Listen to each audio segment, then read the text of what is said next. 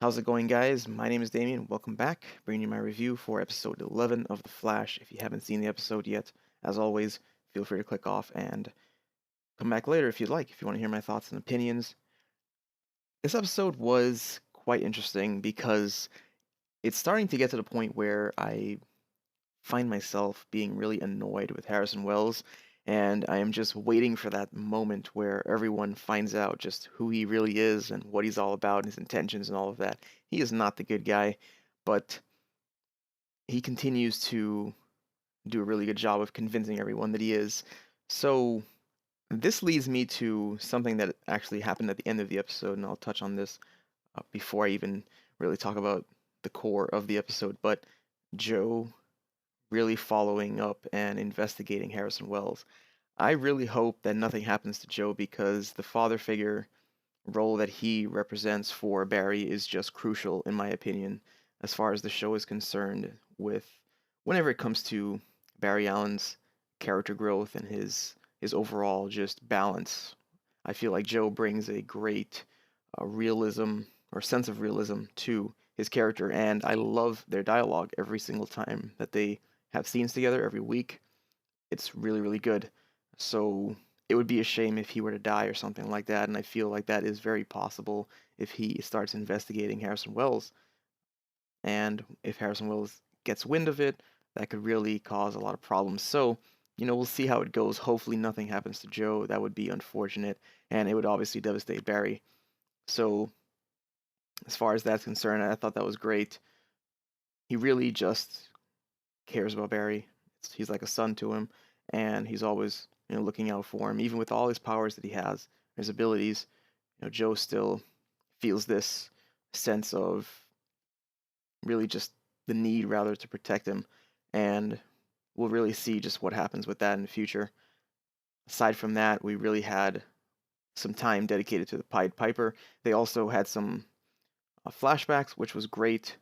I always like the flashbacks, especially if it's Harrison Wells related, because getting to see everything in Star Labs leading up to the particle accelerator going live is great because we really don't know too much about what happened prior. So whenever they show little flashbacks, it's really great just to get an idea of just how things were.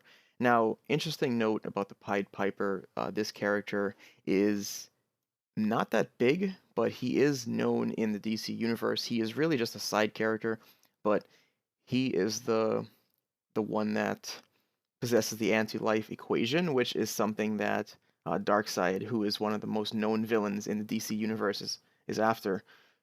And he is most notably known for being a core villain of Superman. So I thought that was really great that they had him on. Everything was well done in my opinion. His costume was low key, but it was okay. It really matched just what the overall comic vibe was. The only thing he was actually missing was the flute. That would be the only additional thing they could have done.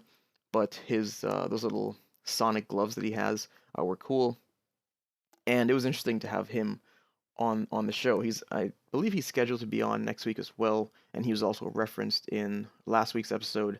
But it's good that they continue to do this because I enjoy this show more than Arrow only because of the fact that I feel like it's pulling more from the comics, and there's a lot of just superpowered beings on there, and the things that these guys are doing, these villains or heroes, the things that they're doing put the show on a totally different level. You see, it's possible for them to do this on Arrow, but they wouldn't really risk it or try to do it as often or even more than once, let's say, per season, because if you put a character that is far above Oliver Queen, then he becomes very limited and he just can't really handle someone like that. So that's why I generally enjoy the Flash. I like seeing the different characters with powers and so on, and I also enjoy the special effects of the Flash just running back and forth, zipping around at super speeds. So it was great that they brought him on. He really, like I said, he was also a member of the Rogues at one point, and there's a little bit of backstory about him, but he's really not that important. Although on the Flash TV show, it seems like he could potentially have some more important storylines down the line if they choose to bring him back. We'll see what happens. So there was a lot of dialogue between him and Harrison Wells. I honestly was hoping that someone would see Harrison Wells walking around. That would have been great, but I think ultimately Joe might be the first one to discover that if he continues his ongoing investigation. So really, there's just a lot of potential with this show, and I say this every week because it's just one of those things where you know there's a lot they can pull from, and in my mind, all they really need to do now is announce a new Superman TV show to go along with the Flash and Arrow, and I would be set. That's it, because Superman is always going to be my favorite superhero of all time. And when Smallville came to an end, as good as I thought that show was for its time and for the budget that they had, it really just left me wanting more. And now that I see these shows, they're so good and they're so much better than what Smallville was. If they were to redo a Superman Origins the way they did with and having the same universe as Arrow and Flash, I think it'd be fantastic. So aside from that, Iris has been kind of quiet. Again, this episode had a lot of every character is going to be on their own path, and which tends to happen with a lot of these shows. But Iris, this is not necessarily even a big deal, but I found it quite annoying. And honestly, the reason she's doing it is just natural. But she is well aware that Barry is in love with her, and even though he made that very noble gesture at the end, or at the end of last week's episode, I believe, yes.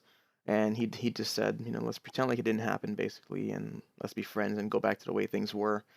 It's amazing to me how she can quickly ignore the fact that he's in love with her, and she just shows up and wants to be around him and all of that. I mean, it's me personally, it would just be really hard to be around her, but I understand Barry. He's trying, but she just seems to not be aware of the fact that this guy just poured his heart out to you, and I don't know. It's her character is kind of annoying sometimes, but she has her own path to take. Obviously, Eddie Thawne is not going to end up with her. Barry and Iris are going to be together. It's just going to take a lot longer than I think a lot of people are willing to wait or have the patience for. But I know they will be endgame. So I'm sorry for any Snowberry fans, but even if they have something, it'll be very temporary, and it'll be Barry and Iris all over again. So, or together for the first time rather, but comic book wise, this is just the way it is. And I honestly believe that Cisco, if you've noticed this every single week, notice the way he reacts to Caitlin. I think he maybe has feelings for her as well, so there could be a potential relationship there, but I just don't think she's into him. Not until this Ronnie Raymond situation is resolved. But yeah, those are really just my thoughts for this episode. Obviously, Harrison Wells at the end, again, he is planning something. Who knows what? We will see as the episodes continue to unfold. He is definitely one of the Reverse Flash characters on the show, though. So there's going to be a Professor Zoom and a Reverse Flash.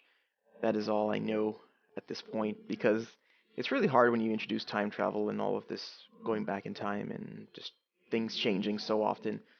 So we'll see. It's hard to pinpoint exactly who Harrison Wells is, but right now it's looking like he is the Reverse Flash. So we'll see just how things unfold. I just really want everyone to find out who he's really who he really is and what his true motivations are, because having to wait and see him just pretend to be something else, it gets frustrating, and that happens on a lot of shows. So you just have to patiently wait until everything is brought to light. So let me know what you guys thought about the episode. Comment down below, subscribe if you're watching this for the first time.